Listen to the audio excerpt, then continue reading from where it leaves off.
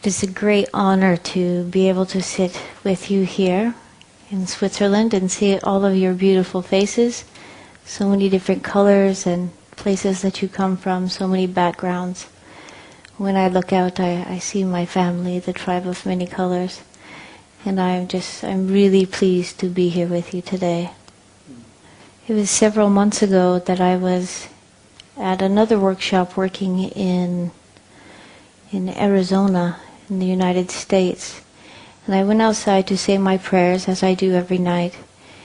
And I was shown something very particular. I was shown a very beautiful city. And the bells were ringing. And in front of me stood this great big building, which I thought was a church. And it was lit with lights around it. And I was told to go to Switzerland, that the people needed to hear the message. And I said, okay, I will go. And it wasn't a week later that I received Vietcam's invitation. And I said, yes, I will go, knowing that I had to go to Switzerland. And today, as I was saying my prayers just right outside, the bells started chiming, and I looked up at this building with the lights around it, and I realized I was here. I was seeing it for the second time. So I know I'm exactly where I'm supposed to be. My name is Kiesha Crowther, and I come from a very, very small town in Colorado. And ever since I was a child, I was able to see energy inside of anything that was alive. Many colors vibrate through anything that is alive. And I've been able to speak to animals and hear what they have to say from a very young age. And most people think that would be really cool, but as a little kid I knew that I was very, very different. And so this made my life very hard, not being like everyone else.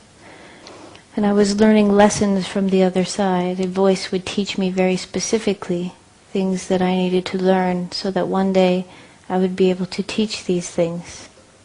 But for a long time I just thought I was crazy. I thought I was different, and I didn't understand why I was hearing and being taught from a voice. I didn't understand why I was seeing energy or why I could hear animals. And for a long time I just thought I didn't have a place in this world. But when I turned 30, I received a phone call from the indigenous tribes of North America. And an elder told me they knew that I was being taught by the other side since a very young age. And they told me it was time for me to become the one to be called little grandmother and become a shaman and a wisdom teacher. And that there were others just like me. There were 11 others, wisdom keepers, who were just like me, receiving the same messages. And we had a very important role to play on planet Earth. I was not raised to be a public speaker, and so this is very hard for me. I'm still learning. But I did promise to be the best wisdom keeper I could be, and to be the best shaman that I could be. And so although it is scary, I am here to teach you about the lessons I was taught from the other side, from Mother Earth, and from my indigenous elders, the Continental Council of Indigenous Elders. A long time ago on planet Earth, something incredible happened, and the poles shifted. And the people living at that time, a long time ago, were the Atlanteans, the Lemurians, and the Sumerians. They were very real people, not things that you read in story tales or fairy tales. They were very real. They were our ancestors. And when the poles shifted, an ice age began. And they started to go through this ice age, and then when the ice started to melt, the waters came up and started taking over their lands. And when the waters rose, they got into their different ships and went to different places of our planet and started living in different areas of our continents. The Mayan people are Atlanteans. The Aborigine people are Atlanteans. The Hawaiian peoples and the peoples of the Indonesian islands are the Sumerian people. The Wataha people of New Zealand are Lemurians. And so their ancient teachings and their ancient wisdoms are still alive on our planet today. Their ancestors held these truths, and now these truths are being asked to give it back to the people. Their prophecies, these people's prophecies for hundreds of years have been talking about a time on our planet when the poles would shift again, and now it is upon us.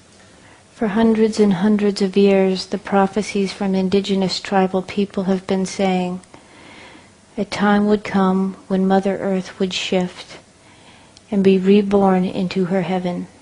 And at this time, the people living on planet Earth would have to switch from living from a mind consciousness into a heart consciousness if they wish to enlighten during this shift.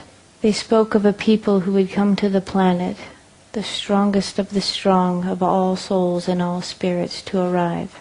And these people would shift the consciousness from mind consciousness into heart consciousness and change the world.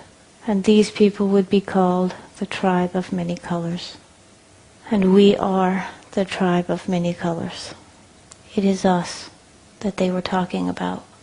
We are the ones we have been waiting for. The pole shift is happening. It is not going to happen. It has already begun. It is no longer a story that the elders are saying will happen. They are saying it is happening.